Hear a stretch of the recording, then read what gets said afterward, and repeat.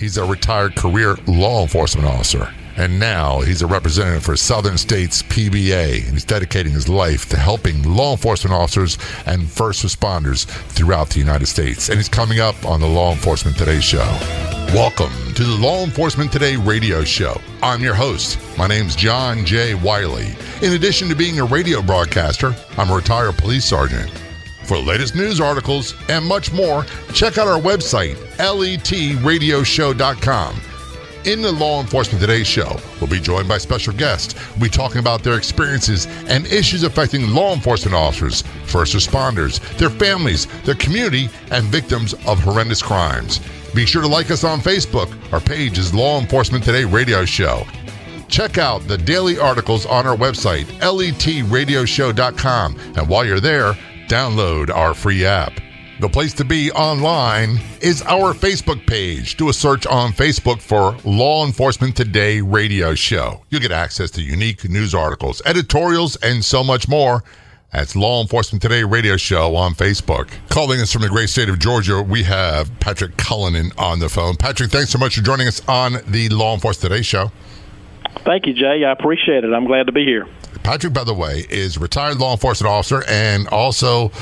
I don't know if we should use the term head honcho, but he's one of the muckety-mucks of the Southern States PBA or Police Benevolent Association. Is that an accurate description?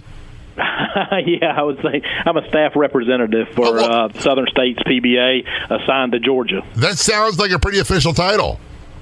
Yeah, it's the most official title I've ever had. Well, I've been called many things. And as a matter of fact, I got called a few last night by my wife, and they were not complimentary. And one of the things I always say, it never matter what rank I reach or attain while I was in police work, I never outranked my wife. I was always at least one grade lower. Well, you know, you're absolutely right. And I got a funny story about that. So my dad was a career law enforcement officer. I followed in his footsteps. He did 42 years, and we worked on the same agency together for many years. And he was a staff sergeant in our criminal investigations division in the violent crimes unit. And so I got promoted to lieutenant. And so on my first night as patrol lieutenant, he came by the station to congratulate me and just, check on me. And so when he walked in the building, I said, Sergeant, I need you to get me a cup of coffee, please. You did not. At my dad. Yeah, and my dad looked, and he said, yes, Lieutenant, I'll get you a cup of coffee. And he brought me the cup of coffee, and all the guys were like, oh, that's too funny. And he set it down on my desk, and he said, you know what? You might be a lieutenant, and I might be a sergeant, but I'm your daddy, and you'll never outrank me. And I said, yes, sir. That's about right. Look, I knew some salty, crusty sergeants that they would give the proper respect to the rank, but when you had a new lieutenant and try to push him around, it didn't work. It didn't happen. Oh, yeah. No, it worked one time. He got me that one cup of coffee, and I never pushed that limit again. So before we go into talking about your law enforcement career, and you've had a long, storied career, let's talk about Southern States PBA. What is that for people who don't know? Well, it's a professional association. Our main purpose is we provide legal and disciplinary representation to our officers. It is 100% member supported by the membership dues. And a lot of officers, they get involved with the PBA because they think that the first thing they think is if I'm involved in a critical incident, a shooting, that's the first thing they think of. I want to have an attorney to represent me and not the city, county, or state that I work for. And so that's usually why guys and gals sign up for it. That's why I signed up for it. But it goes well beyond that. It goes into representing our members in different disciplinary actions, grievances, and we're very active politically, not only at the state level, but at the local level. So, for instance, in my city, I served as the chapter president and of our local PBA, and we built relationships with our county commissioners. They've got to hear from the men and women that are out in the street. And if you don't have those relationships, you're never going to move forward.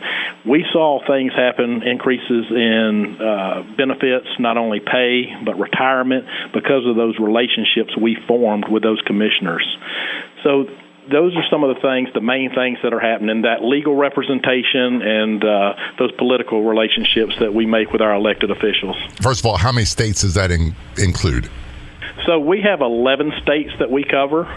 all of the states in the southern states, with the exception of Florida.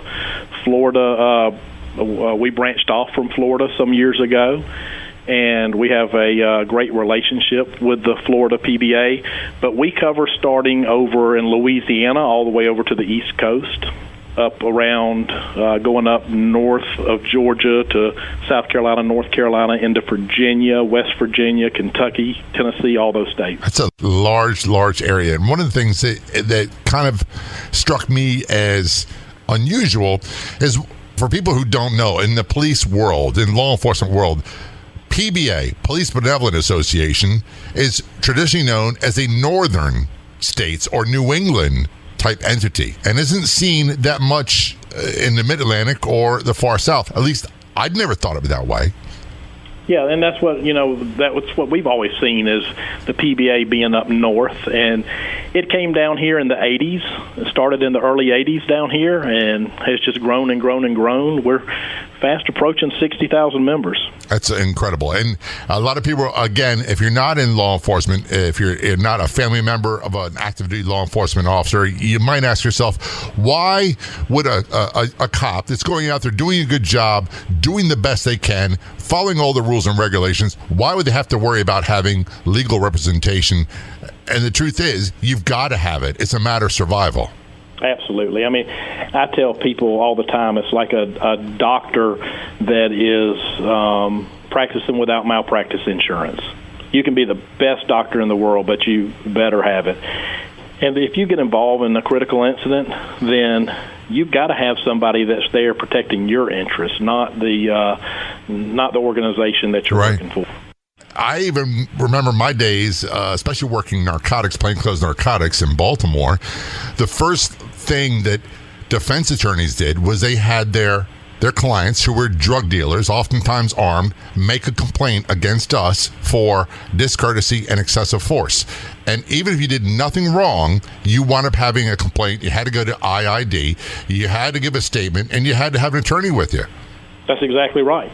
Absolutely. And, we do a lot of representation on disciplinary actions. And, we give citizens, their day in court. And as law enforcement officers, we need to have our day in court, too. Listen, I spent a lot of years in law enforcement. I wasn't perfect. I had some licks throughout my career. And, the only thing that I ever asked was to be treated fairly. And I was very fortunate in the fact that I was. Mm-hmm. But I always wanted to dot my I's and cross my T's as well. I mean, I'm not going to go to court and represent myself in a regular criminal case if I had to. So why would I do it, in my career? Absolutely. It makes perfect sense to me. And this is something that, again, for those who don't know, and you might think, well, a cop who's a good police shouldn't need access to legal representation. And the truth is, you do. And with politics nowadays, especially, when you take all that, the false accusations that come at any active police officer are going to be plentiful. And the only way in this career, with old saying, the only way you can get through unscathed with no complaints ever is to do nothing and to be the last one at the scene of every call and just not do any police work at all. Yeah, no, absolutely. And I tell people, I just got off the phone with somebody earlier, and I said, listen, I don't care what type of coverage you get some coverage. Get somebody to be there in your corner no matter what comes down the pipe, because look at the lawsuits. We're seeing more and more law enforcement officers sued than I've ever seen in my career. Mm-hmm. And, you've got to have somebody that's there representing you for even those civil cases. Absolutely. For the protection of you, your family, and your future, you've got to have it. So if someone wants more information about Southern States PBA, Southern States Police Benevolent Association, what they offer, where can they go? Go to sspba.org. It stands for Southern States Police Benevolent Association.org. It shows all the states that we cover. It goes into great detail of all of the benefits that we offer. One of our biggest benefits that we offer is 1 year's salary to your beneficiary if you die in the line of duty. And that's big. A lot of people take for granted, if you die in the line of duty, everybody knows that your spouse is going to be taken care of by the state and federal government. Eventually, it's months and months before those payments come in. Well, your spouse still has the house payment that's due, the car payments that are due, the utilities that are due, but your check gets cut off from your agency if you die in the line of duty. And the world keeps on going. We are talking with Patrick Cullinan, retired law enforcement officer and one of the members of the Southern States Police Benevolent Association. This is a Law Enforcement Today show. We're going to take a short break. We'll be right back. One of the most frequent questions we see is, where can I find great podcasts? Do you have any suggestions? Yes, we do. So we decided to start our own podcast network on Law Enforcement Today. That's right. You can find top podcasts about law enforcement on our website and our free app. Go to letradioshow.com, click the Be Heard tab, and there you'll find the LET Podcast Network. We'll be adding more podcasts from first responders and more. Again, to find the Law Enforcement Today Podcast Network, go to letradioshow.com and click on the Be Heard in our menu, or download our free app today at letradioshow.com. I have some exciting news to share with you. You are going to love my Your Diet Do-Over Do-It-Yourself course on harmonywithfood.com, which means you could do everything at your own pace. I put my heart and soul into this course. Have you been on every diet there is only to gain the weight back? If your relationship with food is, not that good, you should purchase the Your Diet Do-Over course. Go over to harmonywithfood.com, click the Your Diet Do-Over tab, and get started today. We're turning to our conversation on the Law Enforcement Today show with Patrick Cullinan, calling us from Georgia. And you're retired law enforcement officer. What agency you retire from, Patrick? Richmond County Sheriff's Office in Augusta, Georgia. Now, Augusta, I understand they got a little golf tournament out there that's kind of popular. Yeah, we've got our annual sporting event referred to as the Masters. So we're really excited to have people from all over the world come into our city. One of the things I think is slightly different between Augusta, Georgia, and Baltimore is we had a sporting event called the Preakness Stakes. And I don't think the crowds were as unruly, as drunk, or as disorderly as they are at Preakness compared to your event in Augusta. You know, we see people from all over the world show up for the Masters, and they're all on their best behavior. I'm not kidding you when I tell you, Jay, during Masters Week, even our criminals in Augusta are on their best behavior. They're probably doing the golf clap. They're all real quiet, right? Right, absolutely. It's the craziest thing. I know people think I'm joking when I say that, but I've always said that the criminals are on their best behavior during Masters Week because they know all the judges are out at the golf course and that if they go in, they're not going to get a bond for a week. Oh, that's probably true. And they probably also know that if they do something stupid and draw negative attention to the town, the city during this big event, it's not going to go well for them. That's right, absolutely. So that's another difference between Baltimore and Augusta. They just didn't care in Baltimore. It was business as usual. So I'm talking about your career. You did a full career in the sheriff's office. Is it Richmond County or Richland? Yes, it's Richmond. Richland County is in Columbia, South Carolina, Which is an hour up the road from us. Okay, so Richmond County, Georgia. Give us a brief synopsis of your career from start to finish. This year is 30 years that I've been in public safety because I started as a firefighter EMT in Augusta. And even though my dad had been a law enforcement officer since the day I was born, my dad had encouraged me to do something else besides law enforcement. So I tried the firefighter EMT side, and then I told my dad, I said, in 1992, I told him, I said, Dad, I really want to be a law enforcement officer. He said, I know you do. And so I was hired by the Columbia County Sheriff's Office, which is the next-door neighbor of Richmond County. So that's where I started my career and then ended it in the neighboring county, Richmond County.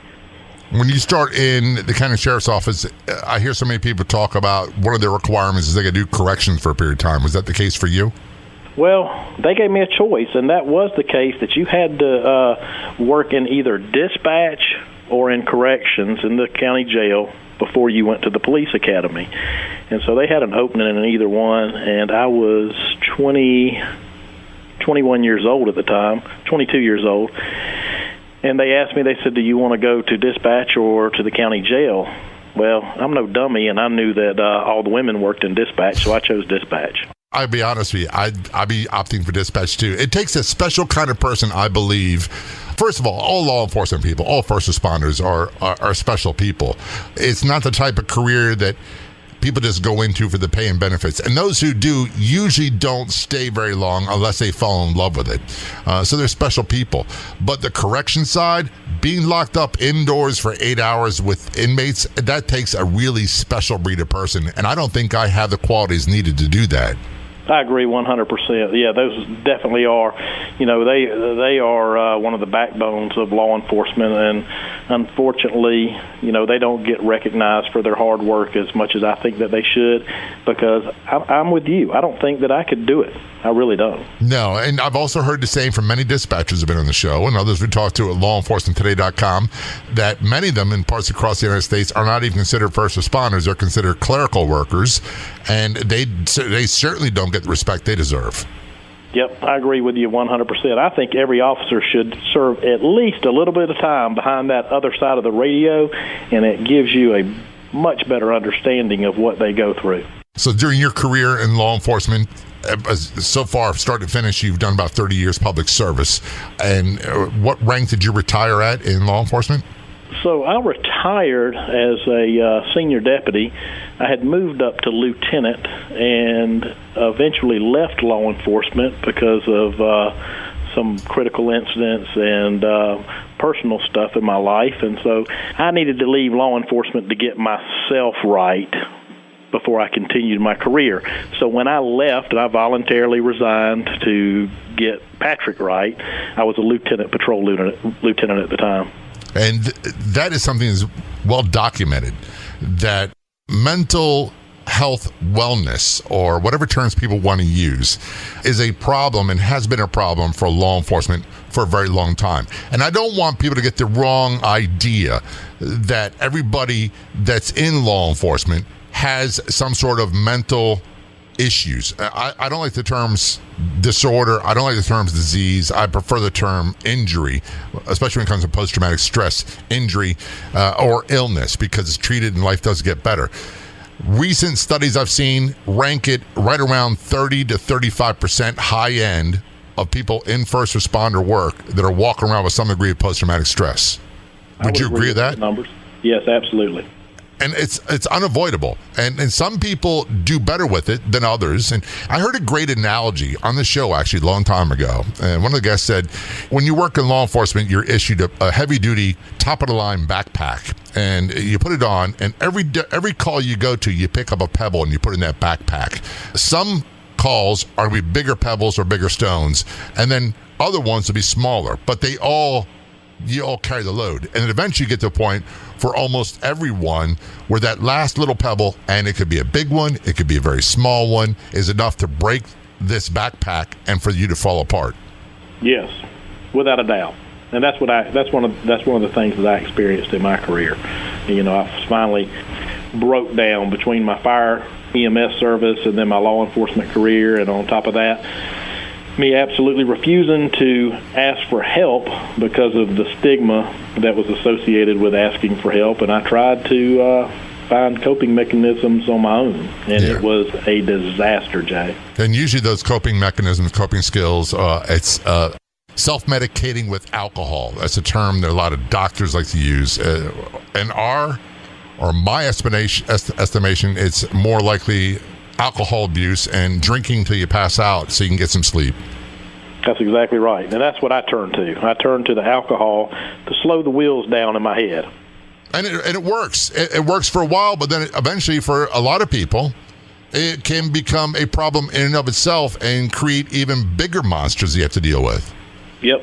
That's definitely what happened with me. I've been able to control everything in my life. I set goals, I achieved goals, and I had drank as a teenager, just every once in a while as a high school kid, and then went to college. I found myself drinking more, like a lot of kids do in college, and then moving on into my professional career as a first responder, I found myself still drinking socially. But then as these things came along and I started putting these pebbles in the backpack and started dealing with some pretty horrific stuff, I found myself drinking other times than going out to drink socially. Yeah. To slow those wheels down in my head, not to think about certain things. It wasn't like the old days. For many of us, it wasn't like the old days of going to barbecues and hanging out and having a good time, or going out for ladies' night and dancing and having a really good time. It was drinking until passing out, like I said, to slow down the wheels in your head. And I would speak from my own experience that it was impossible to sleep. The last couple of years, it was an absolute impossibility. I'd start falling asleep, and then right before you go to that area you started falling into deep sleep, I'd hear a gunshot right close to my head. And it would be like a jolt of electricity and I'd jolt out of bed. And then, of course, the vicious nightmares while you're sleeping. It was exhausting. And you wake up more tired than when you went to bed. Yeah, that's right. And you think when you're passing out from drinking all this alcohol that you're passing out and you're getting good sleep, and it's actually horrible sleep that you're getting. Yeah, it's certainly not restful sleep. It's certainly not REM sleep. And I'm no doctor. I think you probably know more about this than I do. But it's certainly not optimum. And in your opinion, your experience, is that still an issue going on today? Oh, absolutely. I will tell you this. We have lots of officers that are still, not just officers, but first responders as a whole, that are still using alcohol and prescription drugs as a way of coping and self-medicating. But I truly believe that we are starting to make progress with tearing down this stigma and showing the men and women it's okay to ask for help. You can ask for help, and you can still have a productive career afterwards. We're going to talk more about that when we return. This is the Law Enforcement Today show. Don't go anywhere. We'll be right back. Hey, folks, when you have a chance, check out our Facebook page. Do a search on Facebook for Law Enforcement Today radio show. When you get there, click like and follow. That's click, like, and follow Law Enforcement Today radio show on Facebook. And if you're on the Clubhouse drop-in audio chat app, be sure to look for me and follow me. My name's John, the letter J, Wiley, W-I-L-E-Y. You can also search for @LET Radio Show. That's John J. Wiley, W-I-L-E-Y, @LET Radio Show on the Clubhouse drop-in audio chat app. This is the Law Enforcement Today show. Guest on the phone will be Patrick Cullinan, calling from Augusta, Georgia. Patrick is a retired law enforcement officer and also works with Southern States PBA, or also known as Police Benevolent Association. What is the website address again, Patrick? It's sspba.org. From your own experience and the experience of what's happening nowadays with so many officers and first responders self-medicating with alcohol, prescription drugs, and I don't like using the term, I said this earlier, I hate the term post-traumatic stress disorder, but that's the one that's accepted. I prefer the term post-traumatic stress injury. And although not everyone has a problem with that, everyone I know that has a career in law enforcement, firefighters, EMTs, gets dinged up, and we're not the same after a few years on a job. Yeah, I agree with that 100%. I was a different person leaving my career than I was when I entered the career, for sure. Before the commercial break, you said you think we're starting to turn a corner. I really do. I mean, I'm seeing more and more men and women, especially in our state in Georgia, and we're really making great strides in changing the climate here in mental health. As a matter of fact, last year we had a state representative out of the Augusta area, Evans, Georgia, Representative Jody Lott, and the former colonel of the Georgia State Patrol, who's a state representative now, Bill Hitchens, and several other representatives introduced a bill that would create a division under the Department of Public Safety called the Governor's Office of Public Safety Support. And it would be a full-time staff. I believe it's going to be 12 people, of a mix of mental health professionals and certified peers that will take care of the men and women in public safety in Georgia's mental health. And that includes police, fire, EMS, corrections, and dispatchers. Even those folks that have been forgotten in the past, we've gotten included. And from what I'm being told, that has been funded for $1.5 million a year. It's going to be huge in our state. I'm glad to see they're doing that. Do you see other states across the country following that lead? We're getting a lot of calls from a lot of states leaning on us to figure out how we got this passed. And I'm proud to say our legislators on both sides of the aisle unanimously voted for this. Not one legislator in the state of Georgia voted against this. So it's received widespread bipartisan support. Absolutely. Well, and it's the way it should be. I always say this, our communities deserve the best possible high-quality first responders we can get, and more importantly, that we can keep. And we also owe our first responders the utmost care to make sure that they're in the best shape possible to take care of our communities. You've got to look after the benefits of both. If anybody in government puts more priority over the welfare of their citizens than they do their first responders, they're out of balance. If they put more priority of the welfare of their first responders than their citizens, they're out of balance. It's got to be equal. It does. It definitely does. And, if you have a man or woman that comes to you and says, I need help, then you need to let them know that there is help available and support them. I was very fortunate. Now, I hate to say that I battled with my demons and my drinking and trying to control it and trying to medicate myself for several years before finally I was just broke down so bad and I'd become suicidal on a daily basis, which was a mind blower to me because I never thought I would be that guy. And I finally was broke down so bad I told my sheriff I need help. I was a lieutenant. I was doing great on the department. Nobody had a clue that I was broken down like this. I was going through my second divorce. I was just in shambles in my life outside of work. And my sheriff supported me 100%. My whole agency did, and they embraced me. I went off for treatment. I came back and gave me every resource that I could possibly need. And I wish I would have, pulled that trigger and done that 3 years before, because I wouldn't have had to go as far down if I had. It's a high cost to be paid when that's happening. It's not just to you, but also your family members as well, and the department members. That's exactly right. I do know now, I didn't know it then, but I was truly affecting a lot of people in my life, by not asking for help. It was a trickle-down effect. It was making a lot of folks, especially my kids, sick as well. I'm glad to see that you did, and I'm not going to give names, but people got to understand how small a world this is. I got on the phone the other day with my partner, Robert Greenberg from Law Enforcement Today, and we talked with a woman, and I'm not going to say where her son is a police officer, but he's a police officer, and he was involved in the term we use, critical incident. It was a shooting, it was a gunfight. His partner was killed, and I got to know his first name. That was about it. And then turns out I spoke with you the next day, and you were at a critical incident stress seminar, and you met this young man. And it's amazing to me that we can take our combined experiences and say, hey, look, there was a time where I was not okay. I'm pretty cool now. I'm pretty good now. But this is what I had to do. And I'm glad to see people like you are doing that. Well, you're exactly right. And I tell you, a lot of people say to me, they say, Patrick, you'll share your story, and I'll talk about the battles that I faced and the fact that I recognized that I was an alcoholic, that not only had I become suicidal, but I had 2 suicide attempts. And they say, I can't believe that you'll share that. And I tell them, I say, I share that because, number one, I don't want to forget where I came from. Right. I can't forget where I came from. And number two, I hope that it'll help somebody else. I've got a son that's a Georgia State Trooper.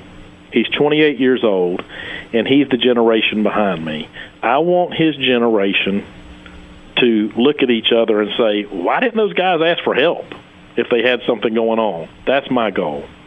I applaud you for that, and this is something I think that we need to start doing across the country, is following the lead of a lot of our military veterans, that while waiting for departments and city, county, state governments to take action, that we need to be more responsive to each other and talk to each other and ask those questions and say, look, are you all right? Seriously, you don't seem to be doing as good as you were. Agreed, 100%. And see, I think that when they see those veterans like yourself and Robert and myself, and they see us stand up and say, hey, it's okay. It's okay to be beat up, and it's okay to talk to somebody about it. When they see us doing it, then that's where we make the turn and start changing the climate. Now, one of the things that amazes me about your story, and we have not met. I'll meet you in October at your big fundraiser, and we'll talk about that a little bit later on. But I look at photos of you, and when I talk to you on the phone, you seem to be as squared away and normal as anybody you could ever imagine. And it's hard to imagine that you were as disheveled and unmanageable and as sick as you say you were, because you don't look that way at all now.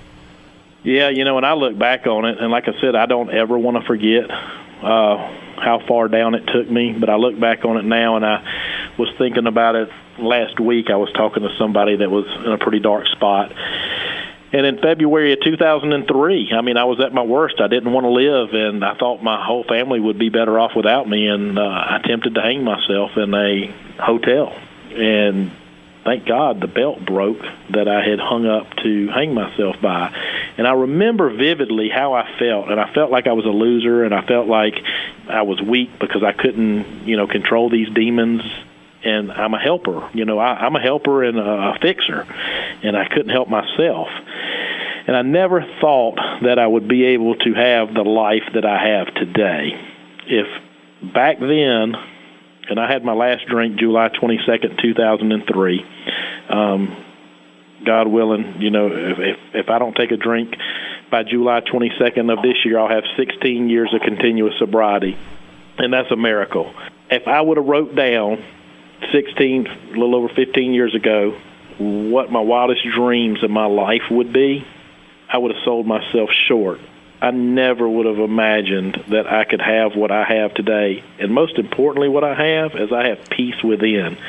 And that's priceless.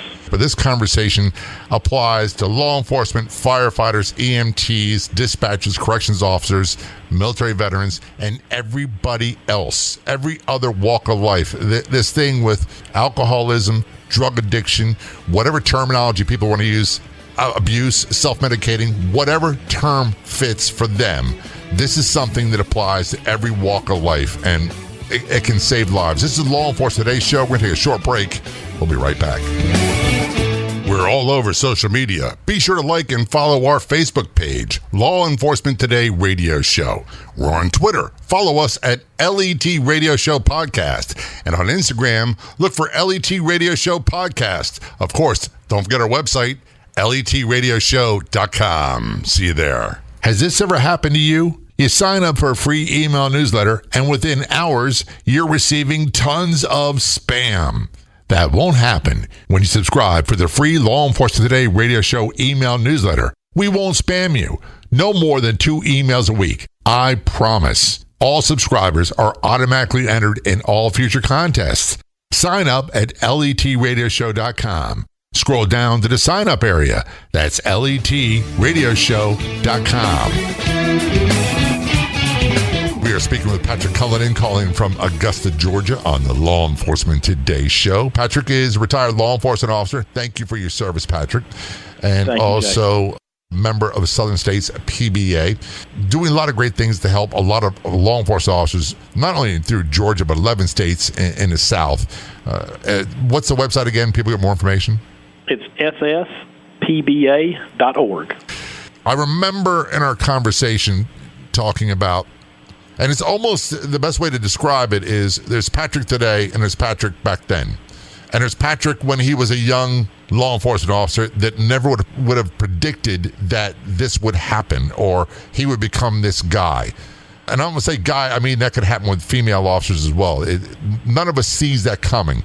And back to that backpack analogy, something happens along the way where everything that worked before, all the coping skills, all the defense mechanisms, all the things that made it okay, we could go home, be a father, a wife, a husband, a mother, whatever it might be, that we're not able to do that anymore, and we start drinking excessively, and things get bad. Is there anything particular that comes to your memory that you could say was a turning point for you where things started to go bad?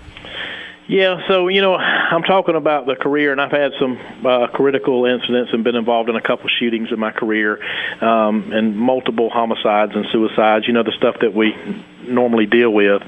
But in my personal life, too, one of the biggest problems that, looking back, that I see now is that I got to the point as a young officer that I put my career before everything else. I put it before my family. Yep.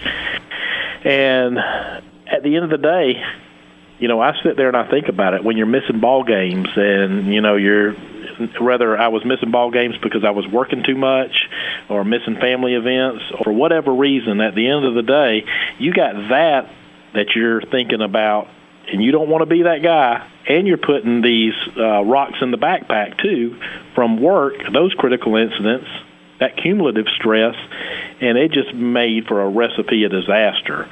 And so not only was I drinking over the stuff that I had going on in my professional career, it was also my personal life, too. We lead in everything bad, Jay. Mm-hmm. We lead in divorce. We lead in suicide. We lead in addiction. We lead in everything bad in this career. I'm glad you say that, because you say it in a way where you didn't use a negative terminology or a negative phrase. A lot of people will talk about alcoholism, drug addiction. It's like, oh my goodness, there's something flawed with that person. And they would never say the whole law enforcement family is flawed. There's something wrong with all these people. But you and I both know that's not true. Right. And there's some of the finest people I've ever met. Even those who are carrying the most damage and have the most emotional flaws from what they've experienced are still some of the finest people I've ever met, and I'll go through any door with them anytime. I agree 100%. And even with all that willpower, all that strength, all that self-determination, all the things that we use to keep going that worked for so well for so long, then there comes a point where, and this happened to me, my marriage is falling apart. And no matter what I try to do, I cannot save it. I cannot salvage it. And I just make it worse. And it's not what she wanted, and it's not what I wanted, but next thing you know, you're living apart. That's right, and that's how I found myself. I found myself into my career and doing well, climbing the ladder, getting promoted to sergeant, later to lieutenant.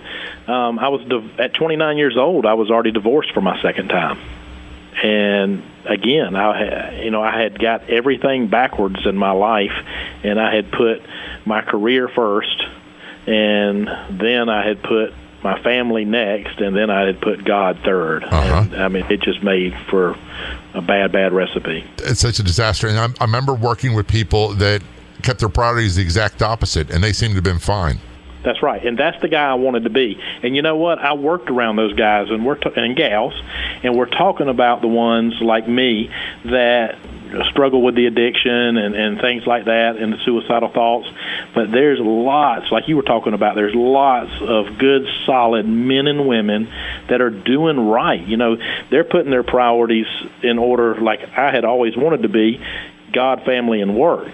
And those are the men and women that I started surrounding myself by, and I latched on to. And they were giving me tools to put in my toolbox, and I said, please, give me the tools. How are you doing this? How are you staying on track? And they give me a tool to put in my toolbox. Not only did I put it in my toolbox, I used it, and that's made the difference for me.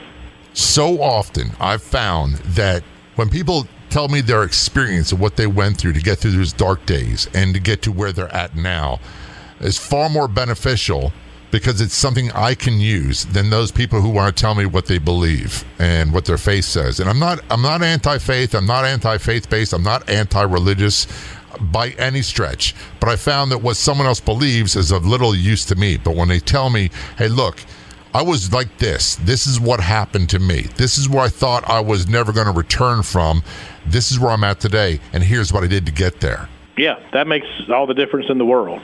So how do we get that message to those people right now, whether it be in law enforcement or not, whether it be first responders or not? Because there's a lot of people out there.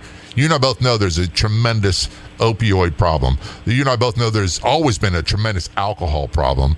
And there are people who are considering ending it all right now as we speak because they can't see that it gets any better. Well, I think it starts with just like what we're doing right now. We've started the conversation, and that makes the difference.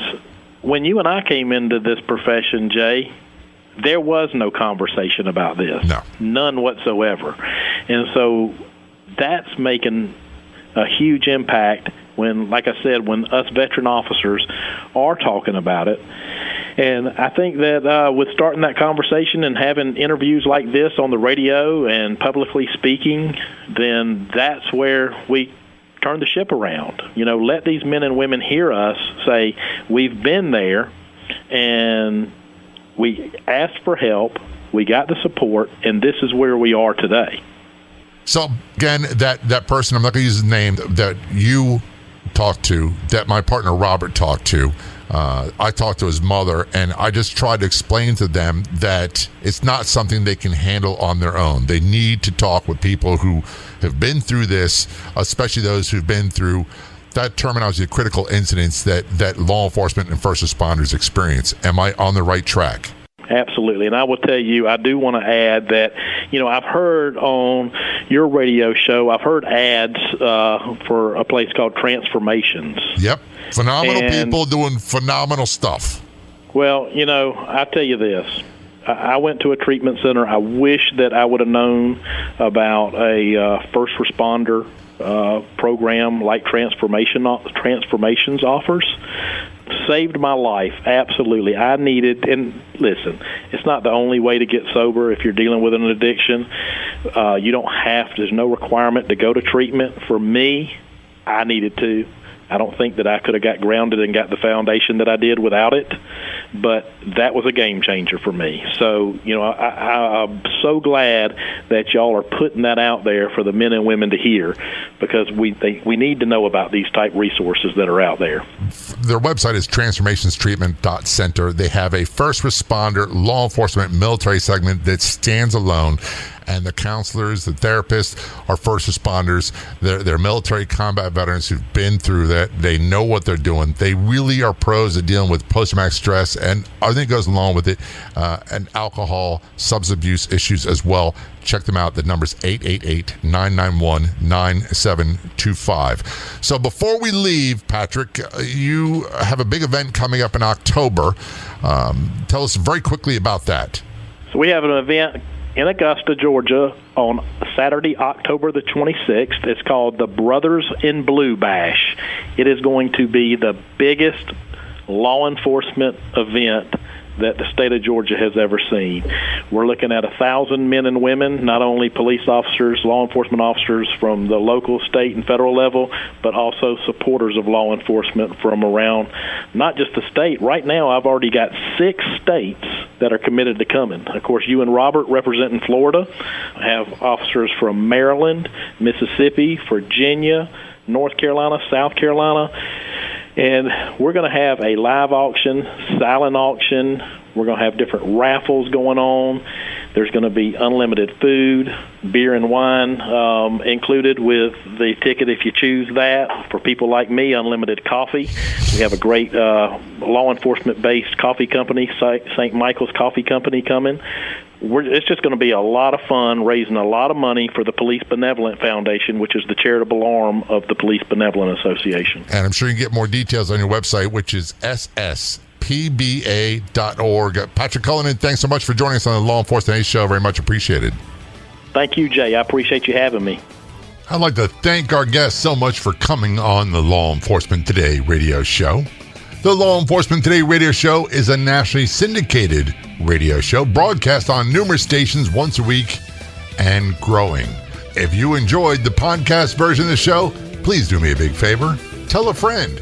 I'll be back in just a couple days with a brand new episode of the Law Enforcement Today radio show and podcast. Until then, this is John J. Wiley. See ya.